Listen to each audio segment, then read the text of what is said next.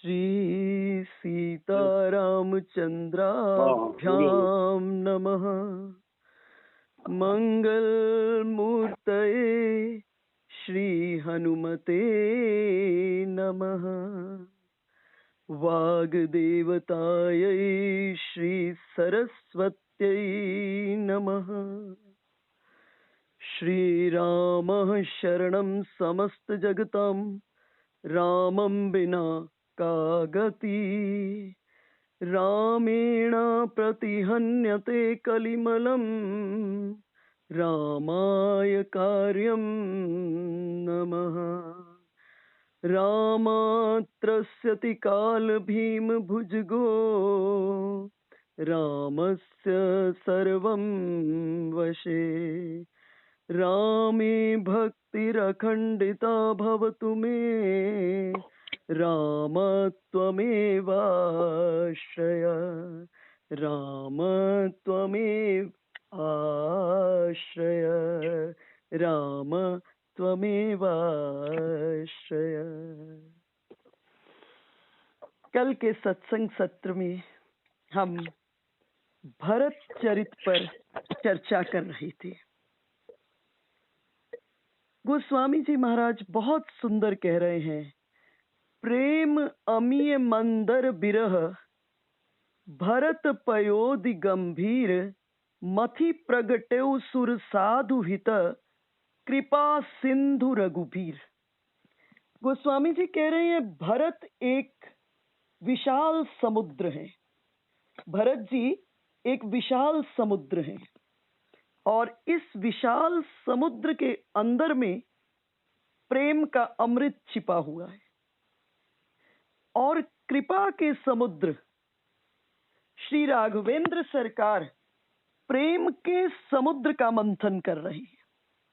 भरत एक विशाल समुद्र है और इस विशाल समुद्र के अंदर में प्रेम का अमृत छिपा हुआ है और कृपा के समुद्र कौन है? राघवेंद्र सरकार है। कृपा के समुद्र श्री राघवेंद्र सरकार प्रेम के समुद्र का मंथन कर रहे हैं। किसके लिए? मथि प्रगटेउ सुर साधु हित, देवताओं और साधुओं के हित के लिए कृपा करके राघवेंद्र सरकार भरत रूपी समुद्र का मंथन कर रहे हैं। और जिसमें मधानी का काम कौन कर रहा है? बोले जो वियोग है, मंदर बिरह, जो 14 बरस का बिरह है, 14 बरस का जो वियोग है, वही मधानी है। और कृपा करके कृपा सिंधु राघवेंद्र सरकार मथि प्रगटेउ सुर साधु हित, कृपा सिंधु रघुबीर। श्री राघवेंद्र सरकार मंथन कर रहे हैं देवताओं और साधुओं के हित के लिए। मैं यहाँ विचार करती हूँ गोस्वामी जी 2 शब्द क्यों प्रयोग किए? मथि प्रगटेउ सुर साधु हित, देवताओं और साधुओं के हित के लिए। देवता भोग प्रिय हैं और श्री भरत कौन है? त्याग की प्रतिमूर्ति। इसलिए देवताओं के लिए, इसलिए देवताओं का हित इसमें है कि वो भोग प्रिय और भोग करते करते सारा पुण्य खत्म हो जाता है। छिन्ने पुण्य मर्त्य लोकम विशंति, पुनः इस पृथ्वी पर टपक कर गिरना पड़ जाता है। कहे तो देवता जो भोग प्रिय हैं उन्हें इस मंथन के द्वारा त्याग का महत्व बताया और जो साधु त्याग प्रिय हैं, जो साधु हैं वो तो त्याग प्रिय हैं, लेकिन उन्हें खाली त्याग नहीं, उन्हें कर्तव्य का महत्व बताया। कर्तव्य का महत्व बताया। जीवन में कर्तव्य की बहुत बड़ी भूमिका है। तो इस मंथन के माध्यम से साधुओं और देवताओं के हित के लिए कौन कर रहे हैं? कृपा सिंधु रघुबीर। कृपा करके राघवेंद्र सरकार अर्थात कृपा सिंधु ने प्रेम सिंधु का मंथन किया। और जैसे समुद्र मंथन हुआ तो उसमें प्रारंभ में क्या निकला? विष निकला। अमृत तो बहुत अंत में निकला। अमृत से पहले अनेकों रत्न निकले। ठीक इसी प्रकार से श्री भरत के व्यक्तित्व का मंथन किया गया, तो उस समुद्र मंथन से भरत जी के जो दिव्य गुण थे, भरत जी के दिव्य गुणों रूपी रत्न प्रकट हुए जगत के सामने में। महाराज दशरथ अपने राम राज्य के संकल्प को पूरा किए बिना ही प्राण त्याग दिए, और उसके बाद वशिष्ठ जी भरत जी को ननिहाल से बुलवाते हैं, और तब श्री भरत समुद्र का मंथन शुरू हो जाता है। यहां से भरत समुद्र का मंथन प्रारंभ हो जाता है। मंथन का प्रारंभ कैकेयी के शब्दों से ही प्रारंभ हो जाता है। कैकेयी अपने शब्दों के प्रहार भरत जी पर करती हैं। यद्यपि कैकेयी समझ नहीं पा रही थी कि मैं प्रहार कर रही हूं, लेकिन जब ये सुना मां से भरत जी ने, कछुक बात विधि बीच बिगाड़ी, भूपति सुरपति पुर पग धार्यु, कि मैंने तो सब बात को ठीक से संवार दिया था, तुम्हारे लिए राजगादी सब संवार दिया था, लेकिन कछुक बात विधि बीच बिगाड़ी, लेकिन कुछ बात परमात्मा ने बीच में बिगाड़ दी। महाराज दशरथ स्वर्ग सिधार गए।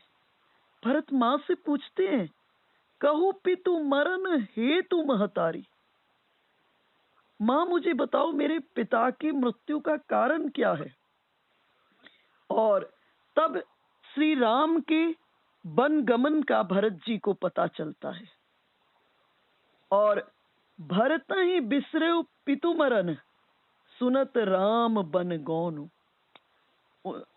उन्हें जब श्री राम के वन गमन का पता चला, तो जो पिता की मृत्यु के समाचार को सुनकर हृदय में पीड़ा हुई थी, वो दब गई। अब उससे बड़ी पीड़ा हो गई श्री राम का बन जाना, और चिंतन कर रहे हैं श्री राम के बन का निमित्त कारण मैं बना। भरत जी की पीड़ा की इस समय कल्पना नहीं की जा सकती। भरत जी को कितनी पीड़ा हो रही है कि श्री राम के वन गमन का कारण मैं बना। राम कथा के अंतर्गत अगर आप ध्यान से राम कथा का, रामचरितमानस का अध्ययन करेंगे, तो आप पाएंगे कि गोस्वामी जी 3 जगह समुद्र मंथन की उपमा दे रहे हैं। 3 जगह समुद्र मंथन की। प्रथम बार जब श्री राम सीता जी का दर्शन करते हैं, और यहां भी सीता जी के रूप सौंदर्य की चर्चा में समुद्र मंथन का रूपक और उपमा के रूप में देते हैं।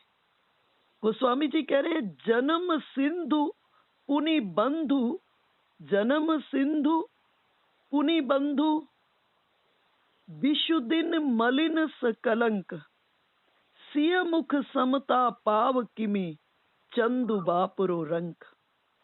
जिस समय राघवेंद्र सरकार सीता जी के रूप का दर्शन किए, उसके बाद सायंकाल में पूर्व दिशा में की ओर देखे, पूर्व दिशा में सुंदर चंद्रमा को देखे, और देखते ही चंद्रमा के मुख को सीता जी के समान ऐसे लग रहा है, सीता जी के मुख के समान देखकर चंद्रमा को, श्री राम को उस समय बड़ा आनंद और सुख मिला। लेकिन फिर श्री राम विचार किए कि चंद्रमा और सीता जी के मुख के समानता नहीं हो सकती। सिय बदन सम हिमकर नाही, सिय बदन सम हिमकर नाही, सीता जी के बदन के समान ये चंद्रमा नहीं। सोचने लगे, जन्म सिंधु ये चंद्रमा जन्मे कहां से? समुद्र से, और खारे समुद्र में इस चंद्रमा का जन्म हुआ। पुनि बंधु विषु, फिर समुद्र से उत्पन्न होने के बाद विष इसका भाई, और सारा दिन शोभाहीन, निस्तेज, दिन मलिन सकलंक, सिय मुख समता पाव किमि। ये चंद्रमा सीता जी के मुख की समता, तुलना इस चंद्रमा से नहीं हो सकती है। और श्री राम सीता जी के सौंदर्य की अभिव्यक्ति के लिए यहाँ समुद्र मंथन का वर्णन किया गया। तो यहाँ जो समुद्र मंथन का वर्णन किया गया, हमारे इस विषय की बहुत विस्तृत चर्चा हमारे परम श्रद्धे श्री राम किंकर जी उपाध्याय जी, जिनको युग तुलसी के उपाधि से विभूषित किया गया था, वो इस विषय का इतना गहरा मंथन करते हैं। तो यहाँ पर वर्णन कर रहे हैं कि जो यहाँ मंथन हुआ वो सौंदर्य की प्राप्ति के लिए, सौंदर्य की अभिव्यक्ति के लिए यहाँ पर मंथन हुआ है। और फिर एक जगह गोस्वामी जी ने उत्तरकांड में भी समुद्र मंथन का वर्णन किया, और वहां समुद्र मंथन का उद्देश्य था सत्य की उपलब्धि के लिए। और यहां जो भरत समुद्र का मंथन किया जा रहा है, ये शिव की उपलब्धि के लिए किया जा रहा है, ये लोक कल्याण के लिए किया जा रहा है। अर्थात सत्यम, शिवम, सुंदरम, तीनों चीजों का मंथन गोस्वामी जी महाराज भरत समुद्र का जो मंथन कर रहे हैं, वो किसकी उपलब्धि के लिए? जगत को सत्य की उपलब्धि के लिए कर रहे हैं। प्रेम का अमृत को निकालने के लिए, दुनिया को प्रेम का अमृत देने के लिए श्री भरत रूपी सागर को भगवान ने 14 साल के वियोग रूपी मंदराचल से मथ करके प्रेम रूपी अमृत को निकाल दिया। मथि प्रगटेव सुर संत हित, कृपा सिंधु रघुबीर। जगत में देवताओं को सुर संत हित, मथि प्रगटेव सुर संत हित, कृपा सिंधु रघुबीर। जगत में देवताओं और संतों के हित के लिए ये श्री राम की बहुत बड़ी कृपा है। इसलिए कृपा सिंधु, प्रेम सिंधु का मंथन कर रहे हैं। किसी ने गोस्वामी जी से पूछा, आपने यहां मंथन का दृष्टांत दे दिया, जैसे देवताओं ने मंथन किया था। जब देवताओं ने सागर का मंथन किया था तो अमृत के साथ विष भी निकला था, और यहां आपने भरत समुद्र का मथा खुद आपने अपने हाथों से, खुद राम जी के हाथों से मंथन किया गया, तो उसमें से संतों के लिए अमृत प्रकट हो गया, तो विष भी तो निकला होगा। गोस्वामी जी ने कहा, हाँ, विष भी निकला। राम वनवास और महाराज दशरथ की मृत्यु, ये सब विष निकले इस मंथन के माध्यम से। उस समय में सागर मंथन हुआ था, देवताओं ने और दैत्यों ने जब मिलकर सागर मंथन किया, तब विष निकला। तो उस विष को किसने पिया? बोले, उस विष को महादेव ने पिया। महादेव ने पीकर अपने कंठ में रख दिया और नीलकंठ हो गए। और इस समय में भी जो मंथन हुआ मानस में, भरत जी के प्रसंग में ये जो मंथन हुआ, यहां जो विष निकला, कलंक का विष निकला, नाना प्रकार के अपवादों का विष निकला, उसकी नीलकंठ कौन बन गई? उसकी नीलकंठ मां कैकेयी बन गई। रामचरितमानस की नीलकंठ कौन है? भगवती अम्बा केकई है। ये बहुत गहरा रहस्य है मानस का। अगर केकई अम्बा ये ना कर पाती, इतना बड़ा समर्पण न कर पाती, तो राजा राम श्री राम न बन पाते। इतना बड़ा समर्पण। और जब भरत जी श्री राम का दर्शन करने चित्रकूट पहुंचे, भरत जी दूर से राम जी सीता जी को देखे। बलकल वस्त्र पहने हुए राम जी सीता जी को देखे। जटिल तनु श्यामा। इस समय गोस्वामी जी कह रहे हैं भरत जी को सीताराम जी कैसे दिखाई दी। बोले भरत जी को सीताराम जी ऐसे लगे जैसे मानो रति और कामदेव मुनि के वेश में बैठे हो।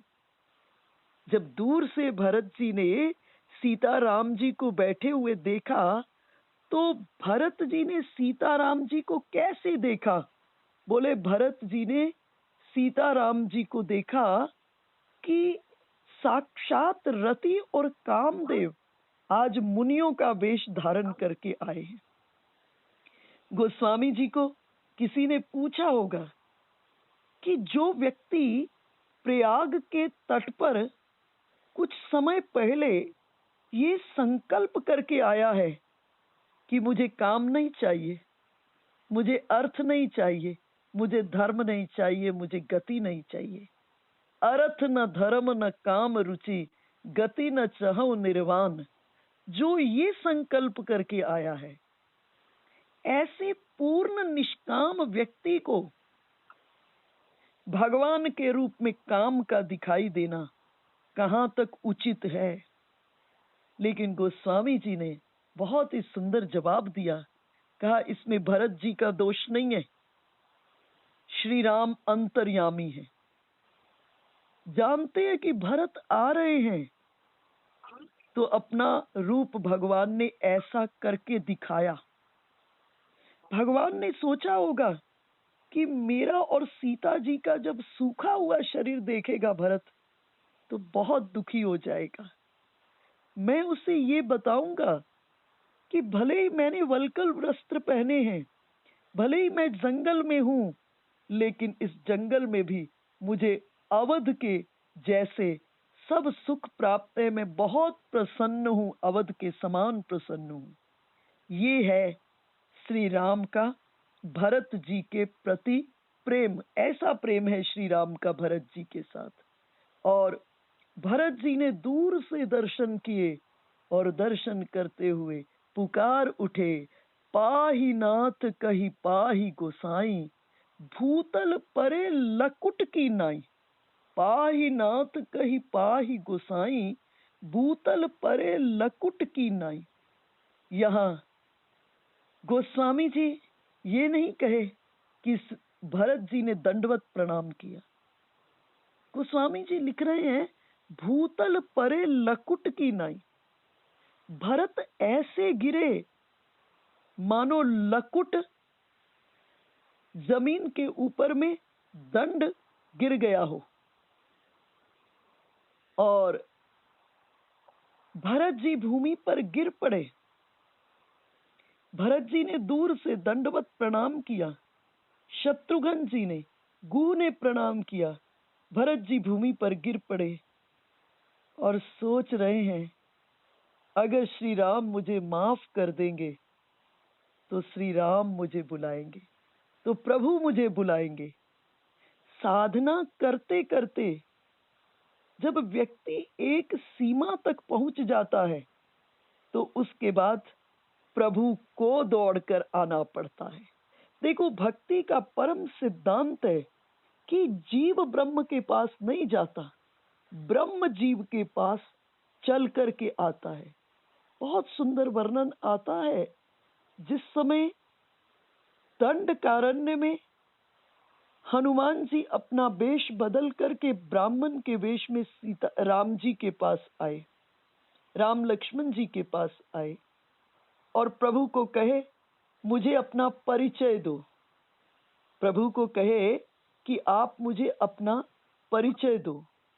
और भगवान देखे कि हनुमान जी अपना वेश बदलकर ब्राह्मण के वेश में आए हैं, तो श्री राम भी अपने ब्रह्मैक स्वरूप का परिचय नहीं दिए। श्री राम कहे, कौशलेश दशरथ के जाए, हम पितु मातु बचन बन आए, यहाँ हरि निश्चर बैदेही। अपने ब्रह्मैक स्वरूप का परिचय नहीं दिए।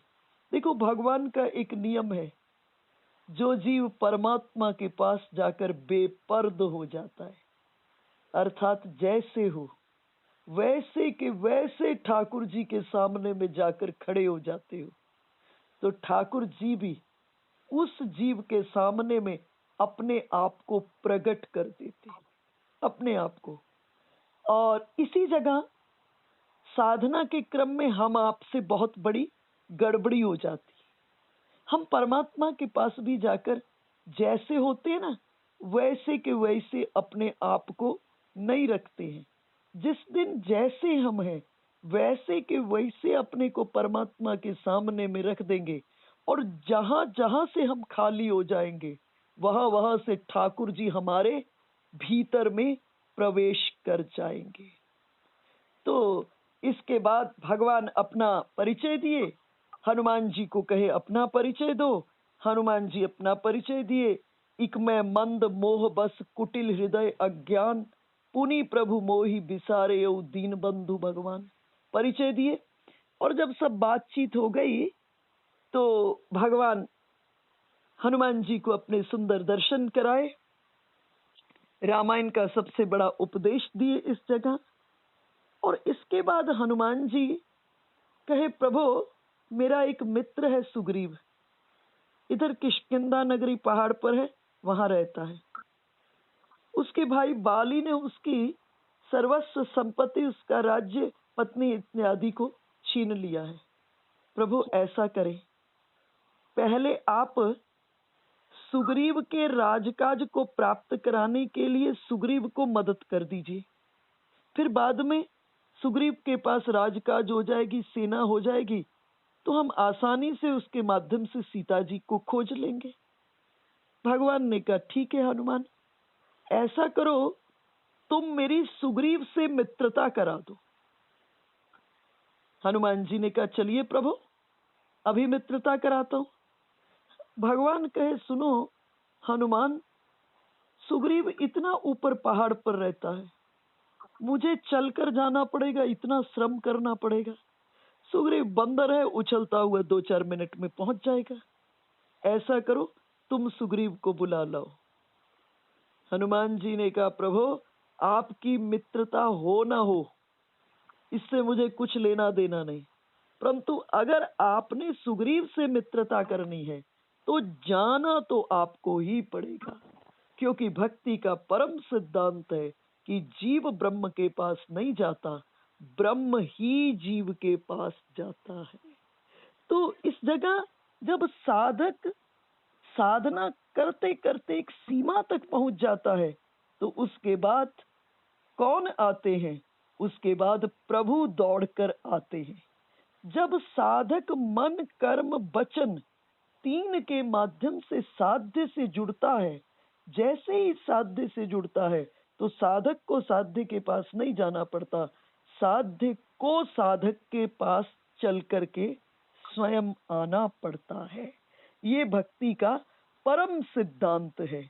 और जब साधक एक सीमा तक पहुंच जाता है, उसके बाद अकारण करुणा वरुणालय कृपा सिंधु राघवेंद्र सरकार कृष्णचंद्र महादेव करुणायतन, जो भी है उनको बस एक कृपा की छलांग लगानी पड़ती।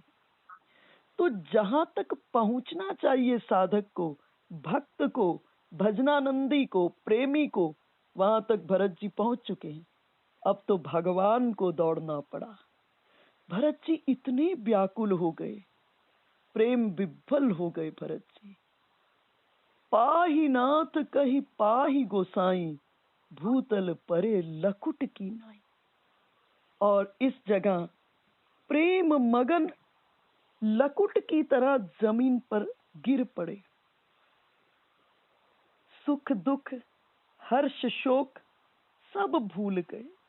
सिर्फ एक ही बात पुकार रहे हैं, हे नाथ पाहि नाथ, हे नाथ कहीं पाहि गोसाई, हे नाथ रक्षा कीजिए, हे गोसाई रक्षा कीजिए।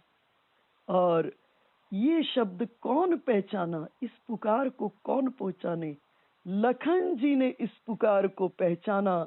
विचार करने लगे, लखन जी ने चारों ओर देखने लगे और विचार किए, ये तो मेरे भरत का स्वर है। और लक्ष्मण जी यहाँ पर सीताराम जी की सेवा में हैं और इधर भरत जी आ गए हैं। अब लक्ष्मण जी के हृदय में बड़ी व्याकुलता है। सोच रहे हैं लक्ष्मण जी कि जाऊं दौड़ के भरत जी के चरण पकड़ लूं, कहूं आप मुझसे बड़े हैं, क्षमा कर दो, मैंने आपके बारे में बड़ा अनुचित सोच लिया था, मुझे क्षमा कर दो। परंतु सीताराम जी की सेवा में है, सोच रहे सेवा को छोड़कर जाऊंगा तो मर्यादा टूट जाएगी।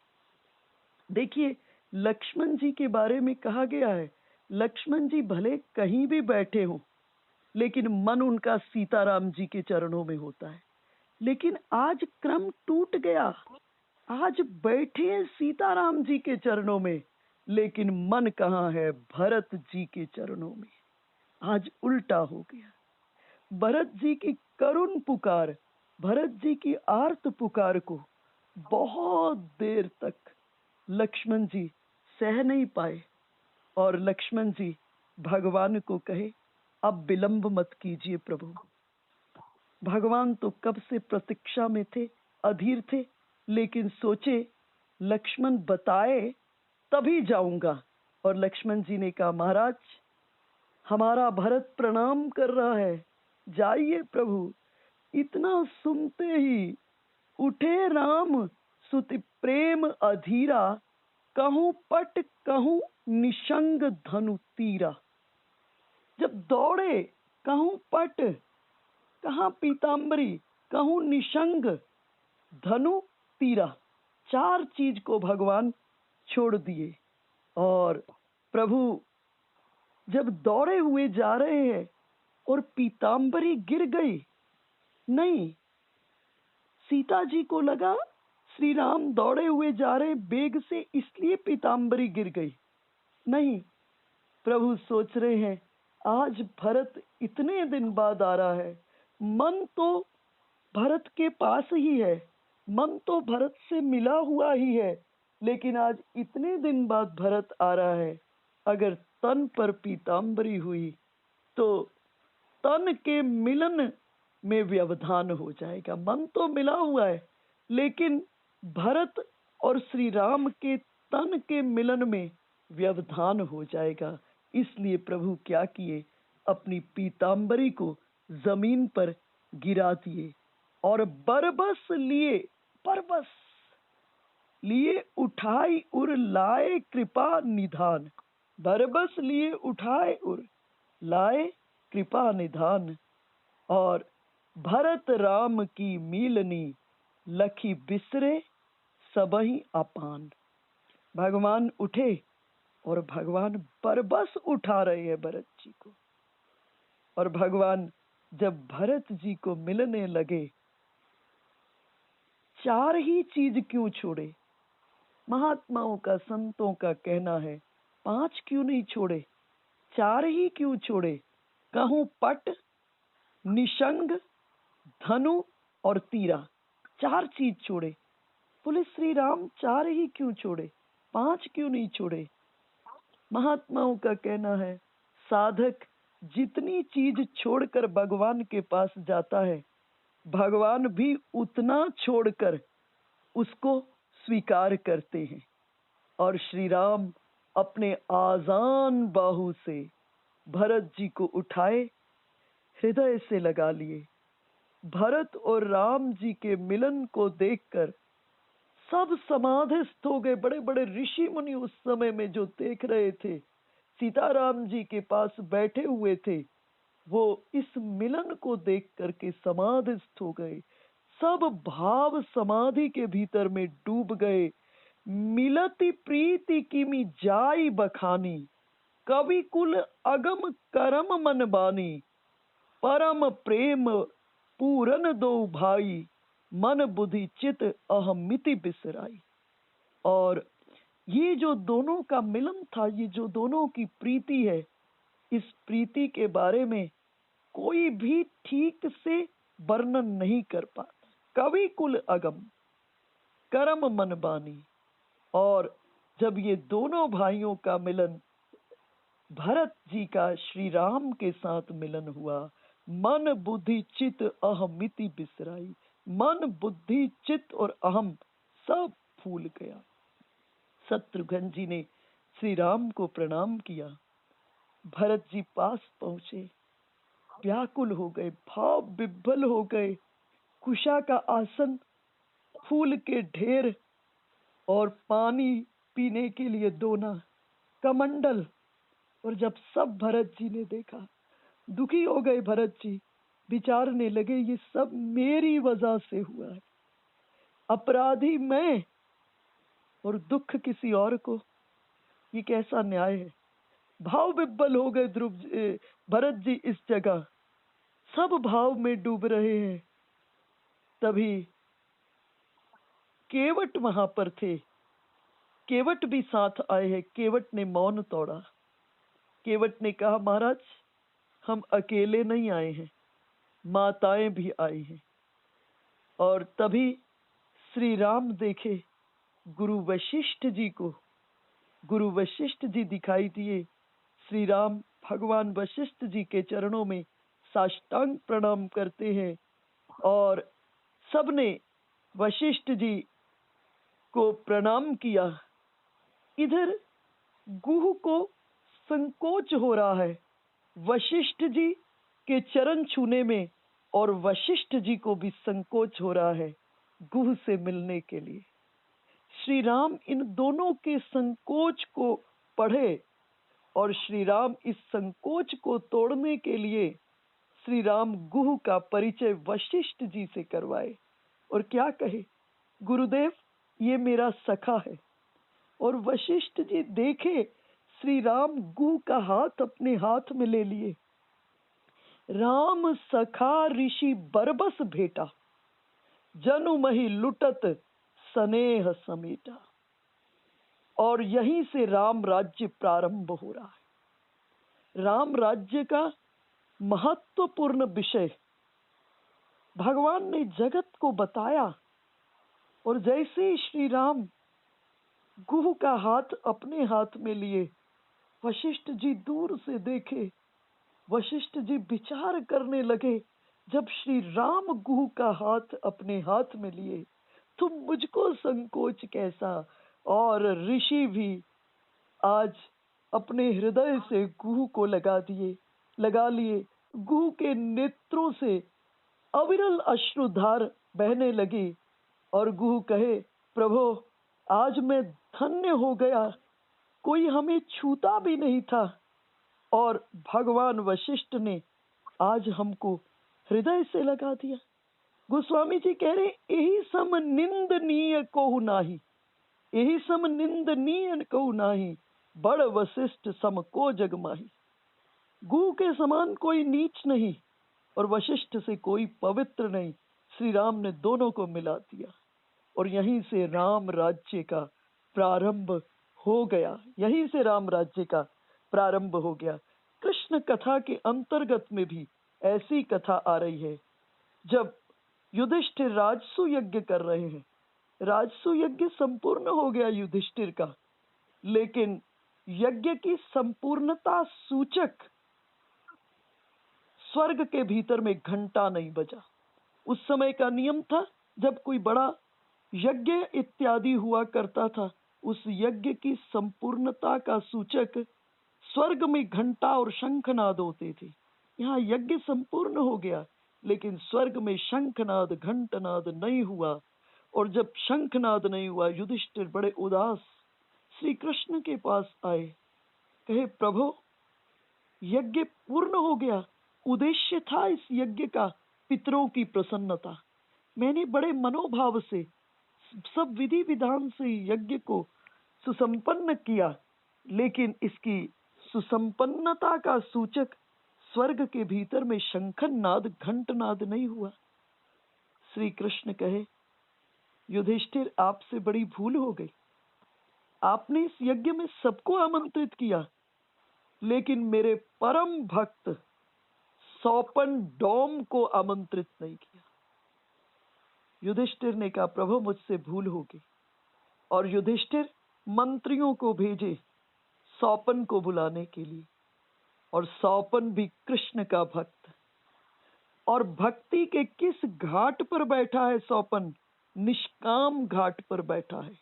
और जो निष्काम घाट पर बैठा होता है उसके पास चलकर परमात्मा को जाना पड़ता है।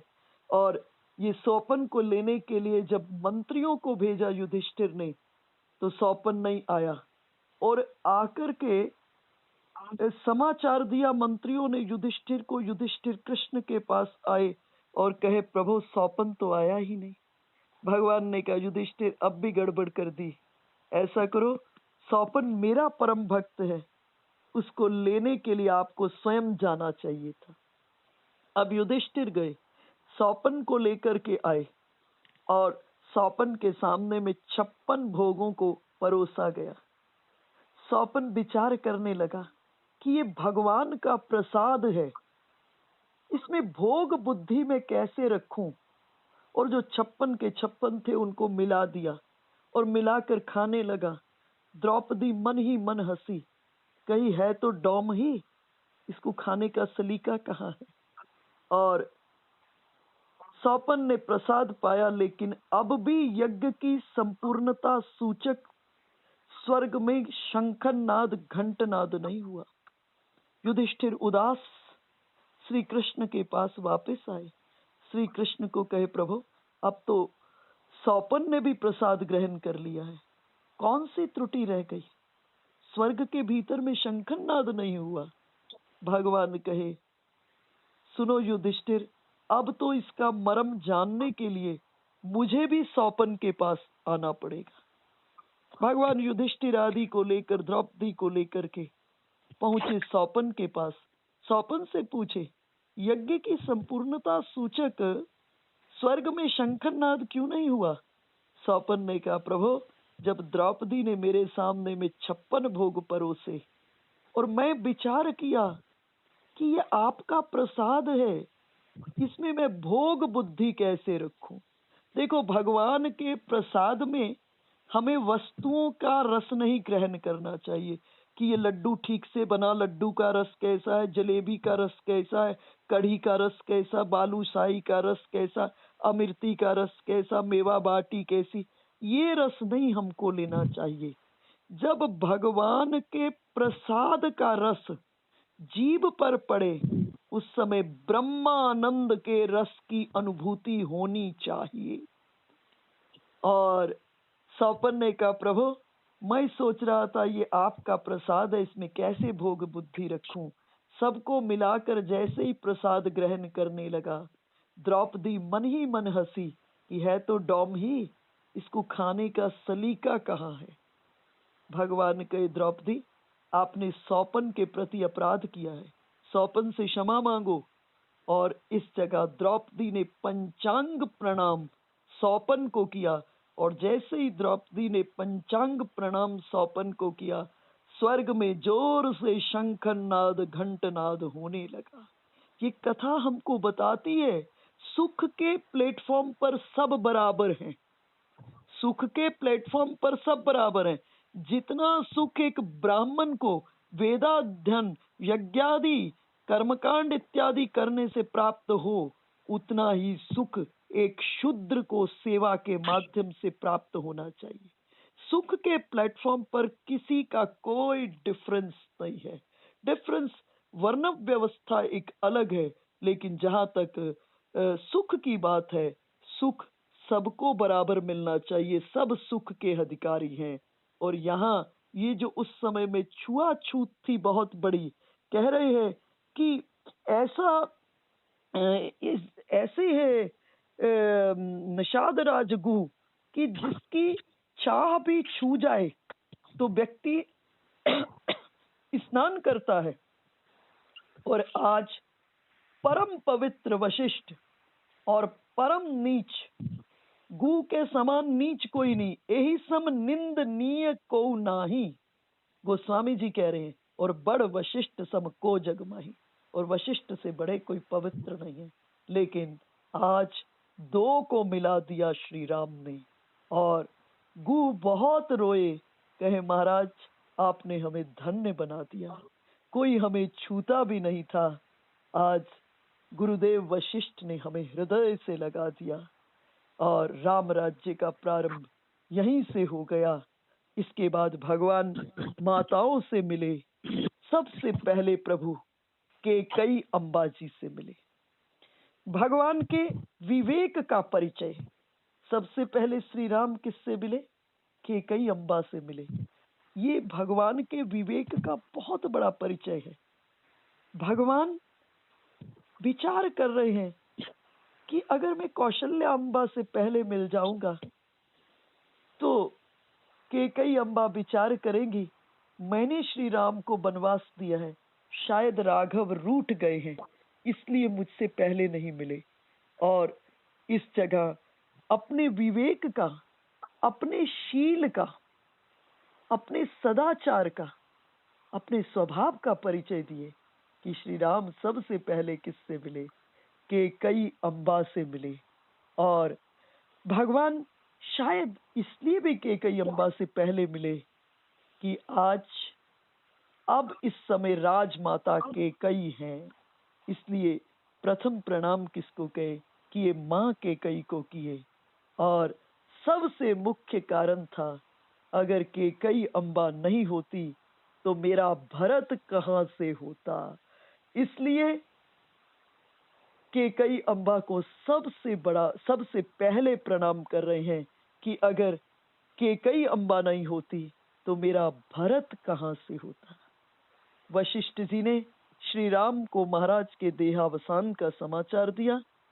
श्री राम के नेत्रों में आंसू, सोचने लगे मेरे लिए मेरे पिता ने प्राण त्याग दिए।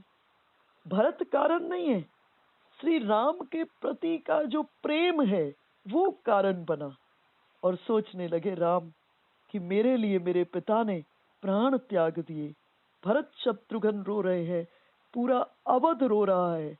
दूसरे दिन श्री राम सब पितृ क्रिया किए, सब लोगों को आदेश किया, जगह जगह जहां आपको है सुंदर सुंदर तंबू गाड़ करके सबके रहने की व्यवस्था हुई। अगले दिन सभा लगी, सभी ऋषि मुनि इस सभा के भीतर में हैं। अगले दिन सभा, सभी ऋषि मुनि सभा के भीतर में है। महाराज जनक एवं सुनैना जी हैं, अवध की प्रजा है, सभी माताएं हैं, गुरुदेव वशिष्ठ हैं, सीताराम जी, लक्ष्मण जी, भरत शत्रुघ्न जी, सब इस सभा के भीतर में हैं। और भगवान रामचंद्र जी वशिष्ठ जी को प्रणाम करते हुए नपे तुले शब्दों में कहे महाराज आप सब हम पर कृपा करके हमारी देखभाल करने के लिए इतना कष्ट उठाकर यहाँ आए हैं। आप तो जानते ही हैं कि ये वन है, यहाँ सबके लिए सुविधा मेरे लिए संभव नहीं है। आप सब हमारे लिए कष्ट न करें, ये मुझे अच्छा नहीं लगता। भगवान को, किसी को कष्ट हो भगवान को अच्छा नहीं लगता है। और इसके बाद श्री राम ने प्रार्थना की, आप मुझे जो आज्ञा देनी हो वो दीजिए। भगवान ने प्रार्थना की गुरुदेव से और सब अवधवासियों से कि आप मुझे जो आज्ञा देनी हो वो दीजिए और सब के साथ वापस अयोध्या पधारिए। श्री वशिष्ठ कहे राघव ये आपके मन के भाव बोल रहे हैं, आप जरा अवधवासियों से तो पूछे दुख कहाँ है। इस वन में दुख है या अवध के भीतर में दुख है? आप एक बार इन अवधवासियों से तो जरा पूछिए। और इस जगह वन के भीतर में सभा है और आज सभा का प्रथम दिन। देखो चित्रकूट में दो हैं, विचार कीजिए, थोड़ा मंथन कीजिए। एक राम मुख्य पात्र इस सभा में कौन है? दो हैं, एक राम और दूसरे श्री भरत। दोनों का वार्तालाप इस सभा के भीतर में, जिस सभा में बड़े बड़े विद्वान और महर्षि श्री भरत भी कहते हैं राम को राज्य दो, और श्री राम भी कह रहे हैं भरत को राज्य दो। सभी कह रहे हैं श्री राम को राज्य दो। अवध की प्रजा कह रही है राम को राजगादी दो, राम राजगद्दी पर बैठे। और श्री राम कह रहे हैं भरत राजगद्दी पर बैठे। जरा आज से तुलना कीजिए, आज दो भाई आपस में लड़ रहे हैं कि ये संपत्ति मेरी तुम्हारी नहीं है। दोनों भाई छोटी छोटी बात पर लड़ रहे हैं, दो भाई। जगह जगह पर ये दृश्य देखने को मिलेगा कि ये संपत्ति मेरी है, तुम्हारी नहीं। और आज अवध का अपार साम्राज्य पड़ा हुआ है। भरत राम दोनों कह रहे हैं ये संपत्ति मेरी नहीं है, ये संपत्ति तुम्हारी है। यही राम राज्य और रावण राज्य में अंतर है। यही राम राज्य और रावण राज्य में अंतर है। धृतराष्ट्र कौन है? जो दूसरे के राष्ट्र को धृत करना चाहता है, दूसरे के राष्ट्र को हरना चाहता है, वो धृतराष्ट्र है। और इस जगह सुमित्रा जी, केकई जी, कौशल्या जी, महाराज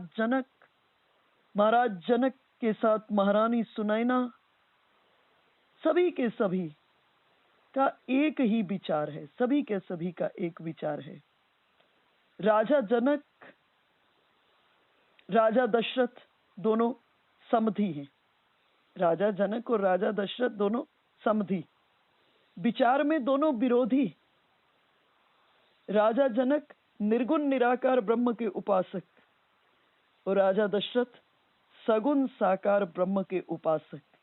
लेकिन जब दोनों मिले, विपरीत धी दोनों मिले तो क्या हो गए? समधी हो गए। जो दोनों विपरीत थे, राम और सीता के आने पर दोनों कौन हो गए? समधी हो गए। किसी प्रकार से सभा में विचार हुआ, विचारणीय विषय प्रारंभ हुए।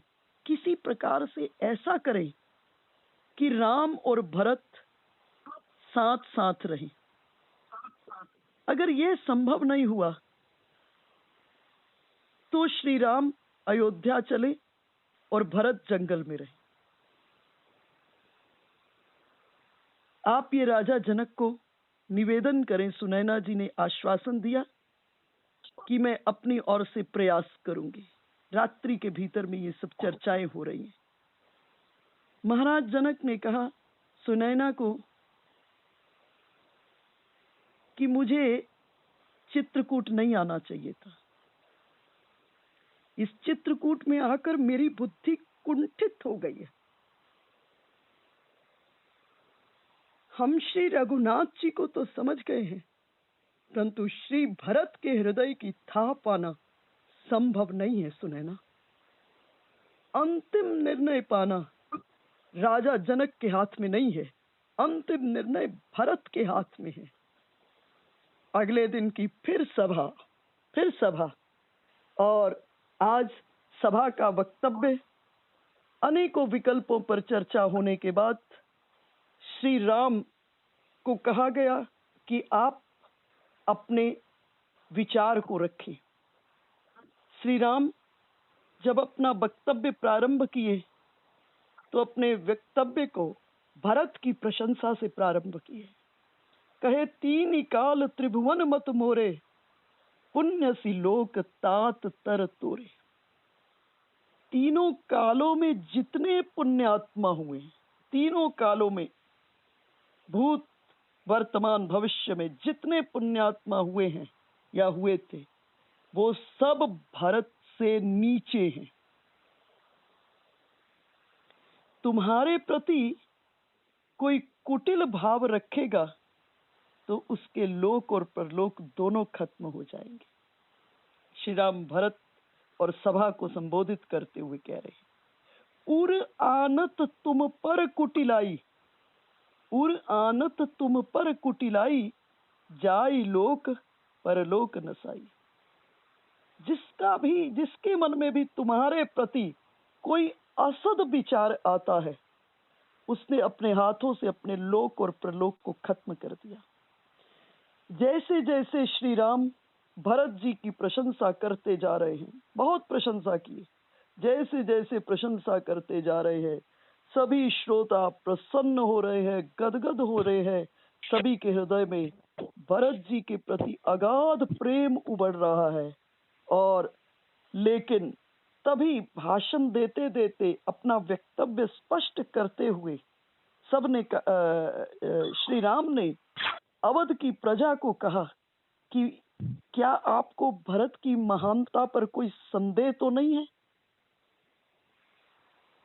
और सब एक स्वर में कहे, नहीं, भरत साधु है, साधु है, साधु है। श्री राम गदगद हो गए। परंतु तभी भगवान पूछे कि एक बात मुझे बताओ अवधवासियों, श्री भरत का जन्म होता कैसे? अगर हमारी मां कैकेयी ना होती, तब श्री भरत का जन्म कैसे होता? इसलिए आप लोग व्यर्थ में ही मां को दोष दे रहे हो, व्यर्थ में ही मां को दोष दे रहे हो। और इस जगह भगवान पूरे अवध के लोगों के मन में कैकेयी के प्रति जो कुभाव आ गया था, कैकेयी के प्रति जो गलत भाव आ गए थे, उसको पलटने का प्रयास कर रहे हैं राघवेंद्र सरकार। और इस जगह अनेकों विकल्पों पर चर्चा। भरत शत्रुघ्न जंगल में रहे, श्री राम लक्ष्मण सीता जी अयोध्या जाएं।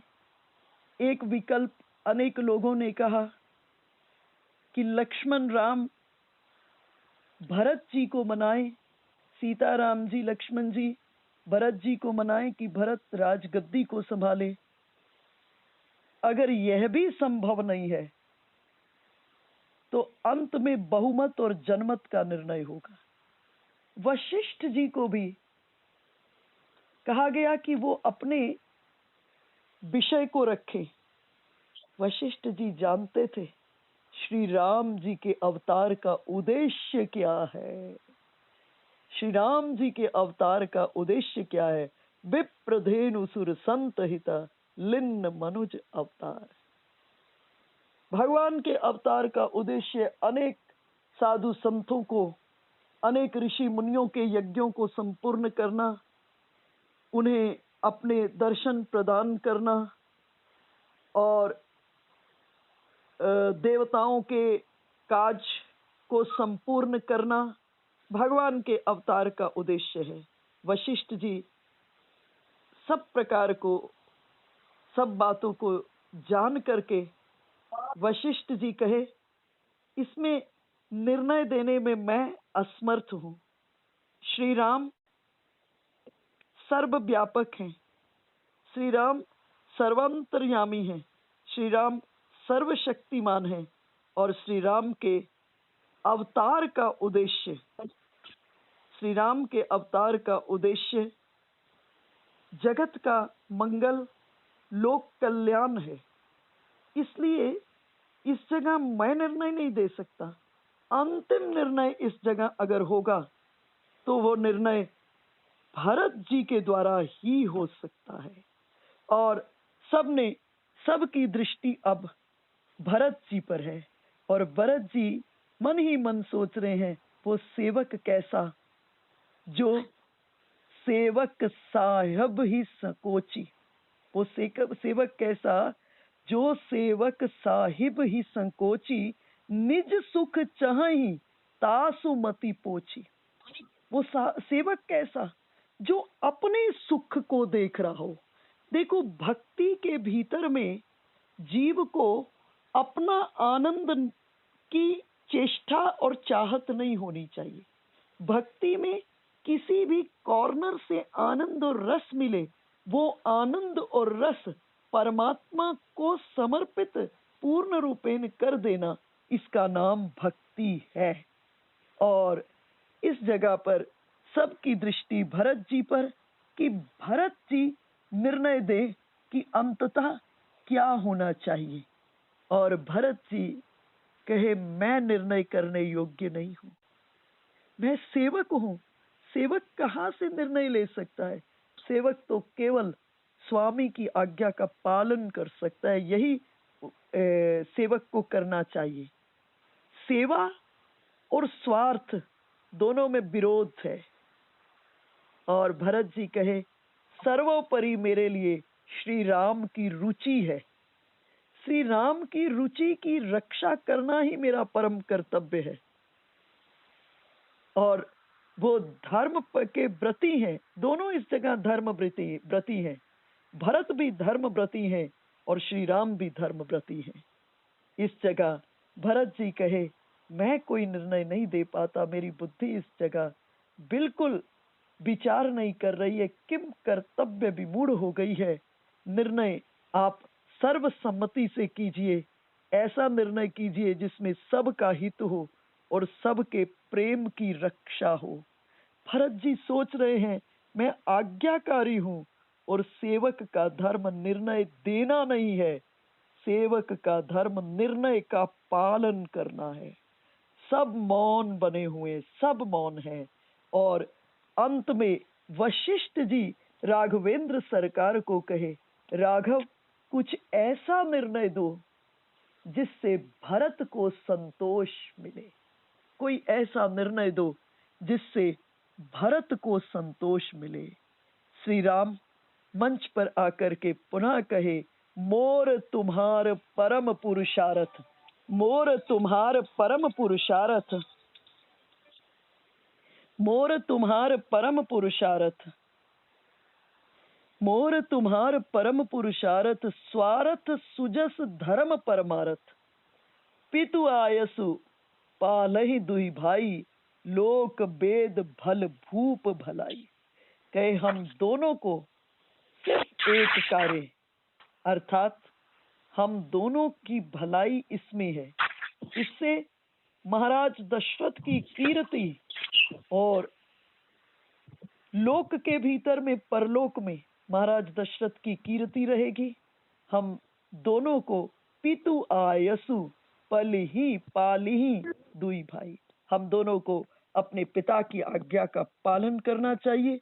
मेरे लिए पिता की आज्ञा है 14 बरस के वनवास, और आपके लिए पिता की आज्ञा है, मेरे लिए पिता की आज्ञा है मैं 14 बरस वन में रहूं, और आपके लिए पिता की आज्ञा है आप अवध की राजगद्दी पर बैठ करके राजकाज को देखें। और अब भरत जी निरुत्तर हो गए। भरत जी और भरत जी राघवेंद्र सरकार के चरणों में आकर लुंठित होकर कहे, प्रभु आपकी आज्ञा का मैं उल्लंघन नहीं कर सकता, मैं पुनः अवध में जाकर के आपकी आज्ञा का पालन करूं, मैं राजकाज करूं और आज्ञा का पालन करूं। मुझे कोई आधार तो दीजिए, मुझे कोई आधार तो दीजिए। अभी अभी भरतलाल जी जब आए हैं तो भरतलाल जी के हृदय में सबसे बड़ी एक पीड़ा, मेरे राम वन के भीतर में नंगे पांव चलते हैं। भरत जी के हृदय में बड़ी पीड़ा। अवध से आए तो भरतलाल जी श्री राम के लिए चरण पादुका लाए थे। अभी अभी राघवेंद्र सरकार को चरण पादुका समर्पित किए और श्री राम उसी चरण पादुका को लिए भरतलाल जी को समर्पित कर दिए। जैसे ही समर्पित किए, भरतलाल जी क्या देख रहे हैं, ये 2 चरण पादुका नहीं है। भरतलाल जी क्या देखे, एक चरण पादुका में से राघवेंद्र सरकार प्रकट हो गए। भरतलाल जी ने राघवेंद्र सरकार को चरण पादुकाएं पहनाई थी और वही चरण पादुका आधार के रूप में पुनः प्राप्त कर ली। कही, मैं आपकी आज्ञा का पालन करूं, अवध की राज सिंहासन पर बैठ कर के राजकाज करूं, मुझे कोई आधार तो दीजिए। आज मैं आपसे आधार मांग रहा हूं और वही चरण का पादुकाएं पुनः भरत लाल जी को दे दिए। और इस जगह भगवान ने देवताओं शारदा को प्रेरित किया, देवताओं को कहा, देवताओं ने शारदा को, राघवेंद्र सरकार देवताओं को कहे कि शारदा को कहो कि अयोध्या वासियों की वृत्ति को अब उच्चाट कर दे। अयोध्या वासियों की ऐसी वृत्ति हो गई इस समय कि सबको घर याद आने लगे, सबको घर याद आने लगे। भगवान ने सबकी वृत्ति को, नहीं तो ये चित्रकूट से कभी वापस लौट ना पाते। इसलिए भगवान ने क्या किया, देवताओं को कहा, शारदा को कहा, सबकी वृत्ति को उच्चाट कर दो, ऐसा कर दो। और शारदा ने सबकी वृत्ति को उच्चाट कर दिया। अयोध्या वासियों को की ऐसी वृत्ति हो गई कि सबको अपना घर याद आने लगा। भरत जी को भगवान ने पादुका प्रसाद के रूप में दी और राघवेंद्र सरकार भरत लाल जी को एकांत में ले गए, एकांत में ले गए और कहे, एक बात मैं तुम्हें बताना चाहता हूं भरत, मैं राजा दशरथ का पुत्र नहीं हूं। भरत जी चौंके, भरत लक्ष्मण शत्रुघ्न भी चौंके। श्री रघुनाथ जी कहे, ये दूसरी बात है। सारी चर्चा किए और कहे, जटायु जी की कथा को भी यहां सुनाए, जिसको मैं आप प्रारंभ में सुना चुकी हूं, राम जन्म के अवसर पर सुना चुकी हूं। और भरत जी को कहे, भरत, महाराज दशरथ का अग्निदान आपने किया और मैं आपको बता दूं कि गिद्धराज जटायु का अग्निदान मैं करूंगा।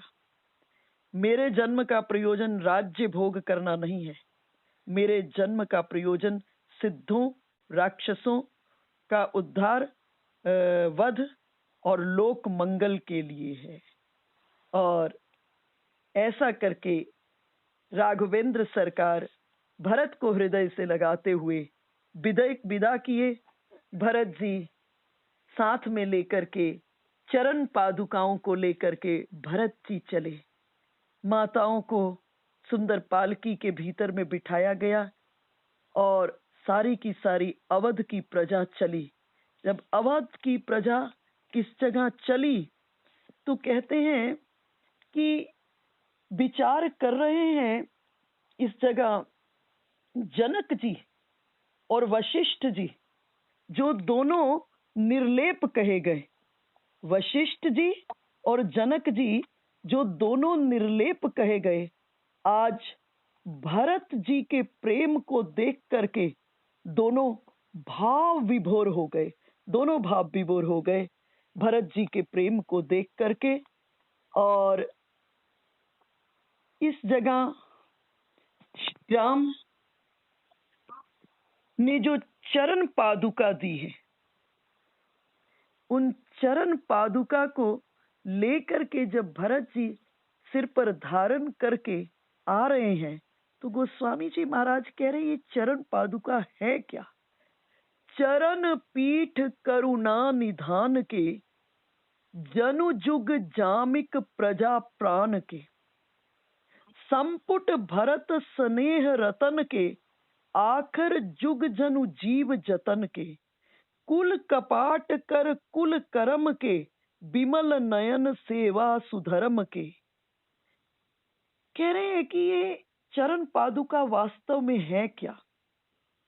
श्री राम कौन है? बोले श्री राम करुणा निधान है, चरण पीठ करुणा निधान के।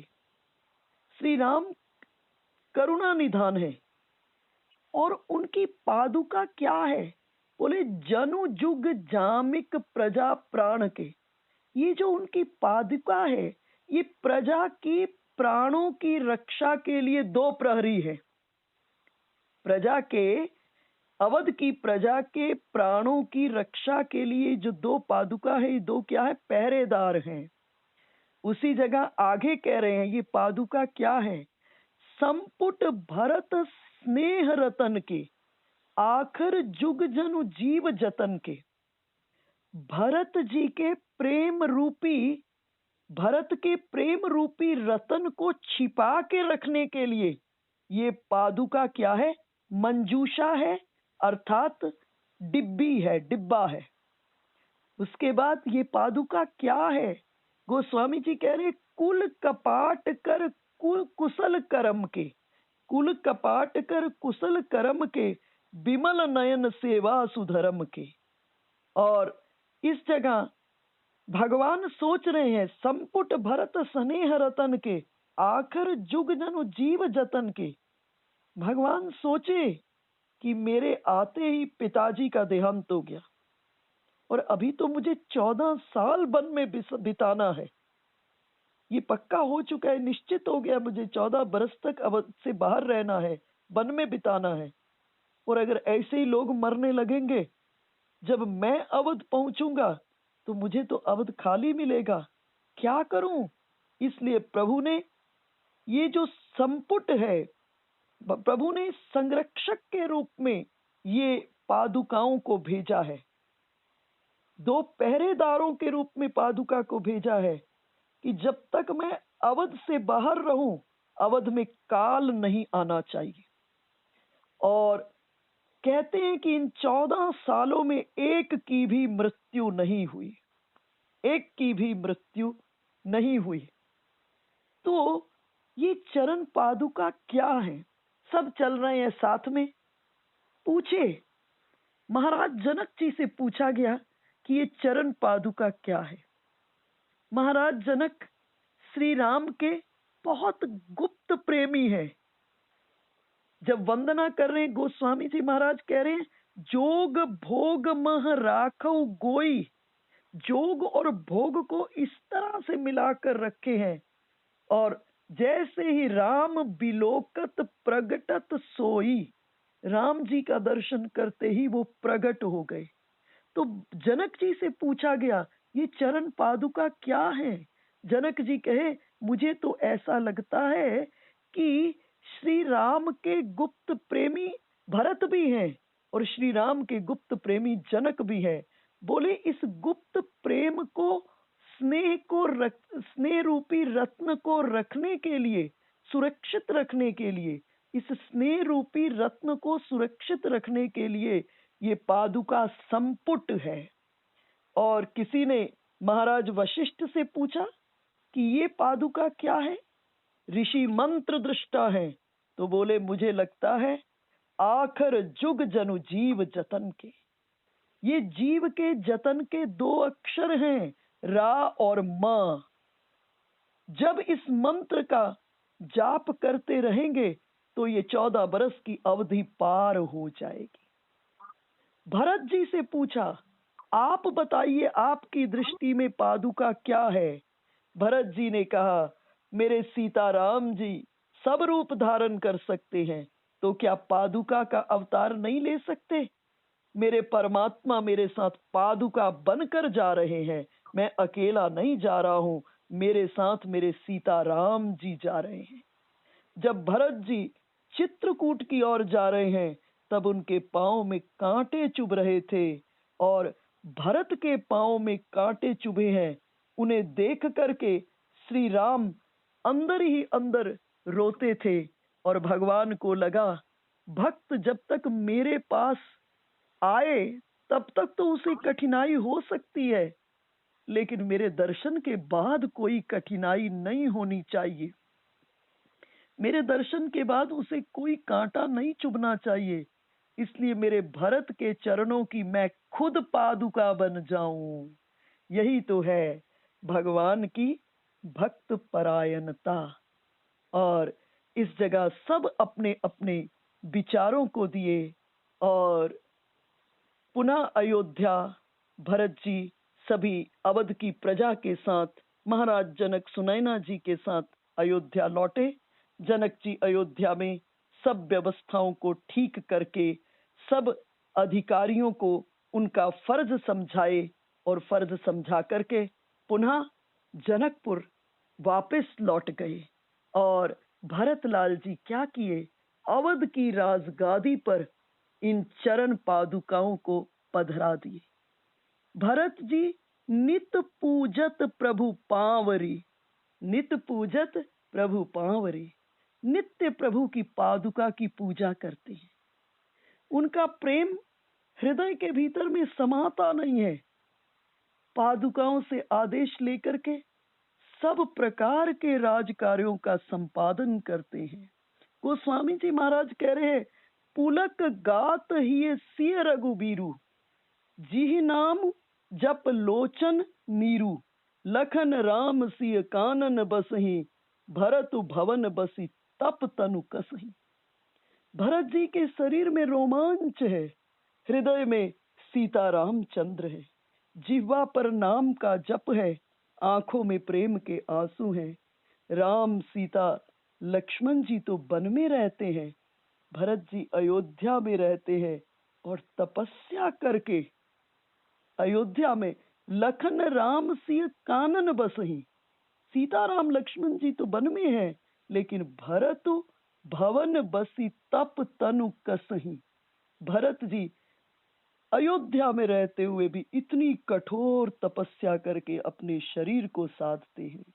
और अगर तुलना की जाए, दो दिसी समुझी कहत सब लोगों, दो दिसी समुझी कहत सब लोगों।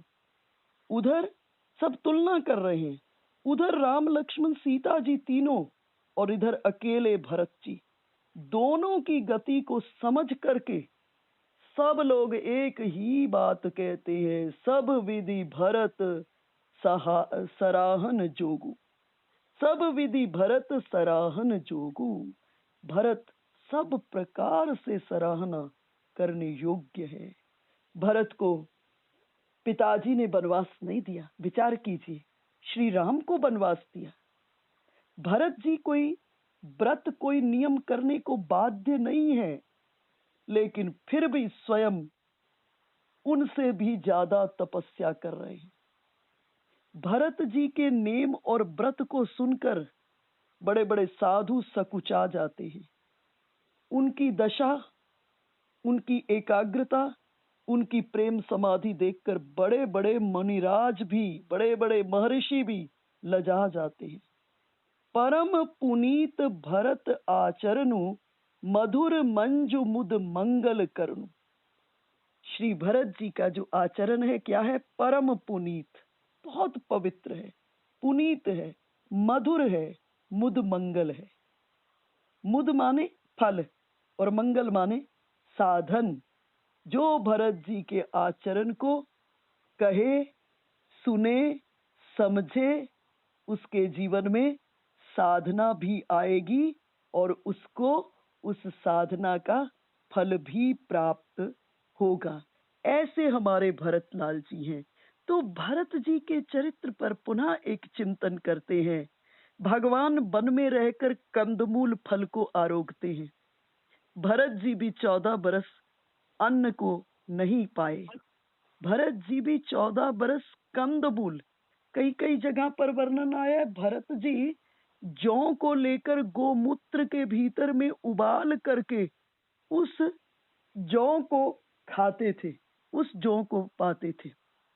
कई जगह वर्णन आया है, कई जगह वर्णन आया है कि भरतलाल जी केवल कंदमूल फलों को ग्रहण किए, लेकिन आंगन के भीतर में खूब साधुओं को, ब्राह्मणों को, भगवान को 56 भोग खिलाते थे। स्वयं 14 बरस तक अन्न नहीं ग्रहण किए, लेकिन अवध के राज प्रसार में रोज देव पूजन, रोज ब्राह्मण पूजन, उनके सेवा में 56 भोग की व्यवस्था करते थे। भरत जी भगवान वल्कल वस्त्रों को धारण किए हैं, तो भरत जी भी जटा और वल्कल को धारण कर लिए। भगवान भूमि पर सोते हैं, भरत जी भी भूमि पर सोते हैं और ब्रह्मचर्य व्रत का पालन करते हैं। भरत जी कोई भी कार्य पादुका की बिना आज्ञा के नहीं करते थे। जब भी कोई समस्या होती, राम नाम का जप करते, भगवान के चरणों में जाकर के समस्या को निवेदन कर देते और समस्या समाधान में परिवर्तित हो जाए। ये हम आपके लिए सूत्र है जीवन में कि जब भी जीवन में कोई समस्या आए, पहला काम राम नाम का जप करो, दूसरा भगवान के चरणों में जाकर के सो जाओ, और तीसरा भगवान का स्वप्न में दर्शन करो।